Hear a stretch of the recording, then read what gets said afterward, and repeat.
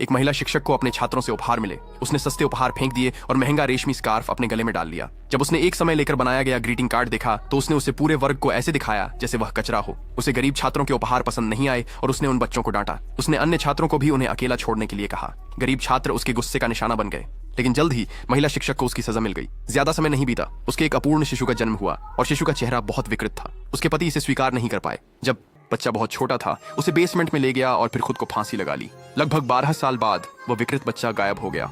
महिला शिक्षक गंभीर रूप से बीमार हो गईं और उन्हें अपनी बाकी जिंदगी व्हीलचेयर में बितानी पड़ी। एक पूर्व छात्रा लीसा उनका अच्छी तरह ख्याल रखती थी। शिक्षक को खुश करने के लिए लीसा ने उस समय के कुछ सहपाठियों से संपर्क किया और एक पार्टी की योजना बनाई। पहला छात्र हेनरी जो आया, उसने बस शिक्षक का हाथ पकड़ा, तभी उसके मन में कुछ अनकही तस्वीरें आ गईं।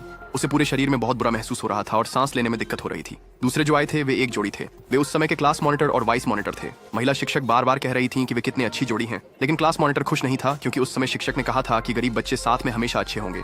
मिलते हैं। शिक्षक का हाव भाव तुरंत बदल गया। वह वास्तव में शर्मिंदा महसूस कर रही थी। तीसरे लोग जो आए वे जैक और मैरी थे। शिक्षक पहले सोचती थी कि मैरी मोटी और बदसूरत है और उसे खाने देने से भी मना कर देती थी, लेकिन आज वह पतली और सुंदर थी, पूरी तरह से अलग। जब वे शिक्षक का अभिवादन कर रहे थे, शिक्षक ने जैक की गति में कुछ अजीब देखा और चिंता से पूछा कि इसका कारण क्या है। जैक ने बेबसी से अपना सिर छूकर कहा कि यह इसलिए है क्योंकि शिक्षक ने उसे पूरे दिन आधा झुकने की सजा दी थी और उसकी जांघ में चोट लग गई थी। पता चला कि उसने फिर से एक छात्र को चोट पहुंचाई है। तभी आखिरी छात्र जॉर्ज आया, लेकिन वह अंदर जाने की हिम्मत नहीं कर सका। यह पता चला कि जब वे छोटे थे तो उन्हें अक्सर तहखाने में विकृत बच्चे को तंग करना पसंद था। वे उसे खिड़की के पास लाकर उसका मास्क चुपके से उतार कर फेंक देते थे, लेकिन दयालु जॉर्ज हमेशा उसे वापस कर देता था। लेकिन महिला शिक्षक ने सारा दोष जॉर्ज पर लगा दिया क्योंकि यह विकृत बच्चा उसका बेटा था। वह बाहरी लोगों को उसे तंग नहीं करने देती थी। जो भी छात्र पार्टी में आए थे वे शिक्षक द्वारा प्रताड़ित किए गए थे। वे नफरत से भरे थे, लेकिन शिक्षक ने यह सब भूल गया था।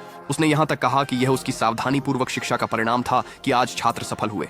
ये सुनकर क्लास मॉनिटर गुस्से में खड़ा हो गया और उसने शिक्षक की सारी बुराइयों को गिनाना शुरू किया।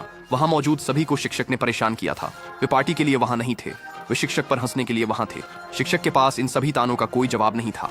बाकी छात्र कुछ नहीं बोले, एक शब्द भी नहीं। इस बुरी नीयत वाली सभा बस ऐसे ही समाप्त हो गई। लेकिन जो शिक्षक नहीं जानती थी वह यह था कि एक भयानक साजिश शुरू होने वाली थी।